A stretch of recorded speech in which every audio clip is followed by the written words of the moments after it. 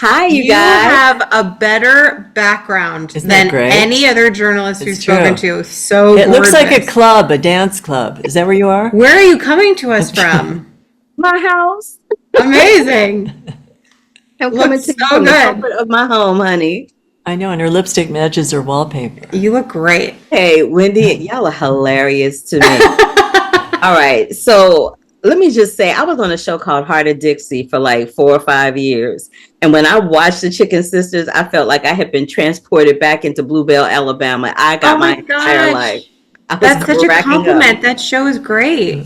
I loved Heart of Dixie and I love Lila Gerstein who created it. But with the Chicken Sisters, I know that when you're doing a show that takes place in the South, there are 5,000 Southern sayings that come being thrown at you at any given time. So I'm just wondering what you all's favorite Southern saying is coming out on the other side of this. And if y'all say bless my heart, I'm gonna knock you out. No, no, no. My favorite one was, oh, is it raining or are you pissing on my leg again?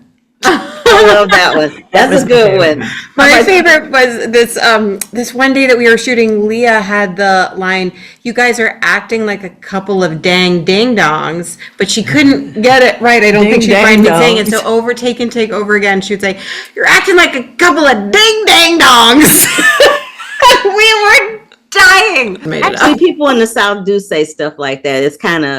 They kind of mess stuff up all Oh the my God, I love time. it. They really I love do. it. Kiss Now, my Wendy, ass and call me Susie. Oh, mine was definitely don't pee on my leg and tell me it's raining. Oh man. Well, I grew up with my mother says still a lot of these Southern sayings. Some of them were actually on the show. I'm like, oh, that's familiar. But one of them that she said that's actually not on the show, maybe next season, hopefully. It's just that what was the one? Now I forgot it. Um, I'll come up with another one. You attract more flies with honey than you do with vinegar. I wanted to ask you guys, the theme for me walking away from the little bit that I saw is that you have to find a way to stop living in the past to be able to acknowledge your present in order to move on to the future. How have either one of you been able to do that in your professional and or your personal lives coming out on the other side of shooting the show? Wow, that's such a good takeaway. It was a Um, good that because is really what it all boils down to. Yeah, I think that's like something that we all kind of like are constant works in progress with, right? Just like being in the present and thinking about, what's to come and letting go of. I know that's something that I feel like I'm constantly, you know, being challenged by. I think you're just saying don't go back to the future, right? Ha! I kind of I, love you for that. I kind of love I, you for that. I think what's interesting about this show is it kind of feels retro. It kind of feels like a little bit in another time. But what I love is that it really is about community and it's about forgiving each other. It's about that we all have more in common than we have differences in terms of how we want to be safe and loved and take care of each other. And I like that because it's simple. It's a simple story, really, about community, found family, and real family, and trying to get along. And I think we all need to learn how to get along a little better. And that's one of the things I really loved about the show. Oh, yes. Say that more for the people in the back row. That right there. I want to ask you one last thing. Skylar, your character is always trying to be good. Just good for herself, good for her husband, good for her mother-in-law, good for her mom, just good. Do you ever get tired of just being good? Oh yeah, and so does Amanda. It's hard, we're all just trying to do the best we can with, what we got. With your character, she has a little bit of an issue, holding Thank on you. to things. And I was just curious if either one of you have had something that held so much sentimentality that you just could not part with it to the point where there's like a whole room or a whole closet dedicated to it and it means nothing to nobody but you. Our significant others. Just throw them in a closet, can't get rid of them. Those Just old really. boyfriends that were locked in the basement. No.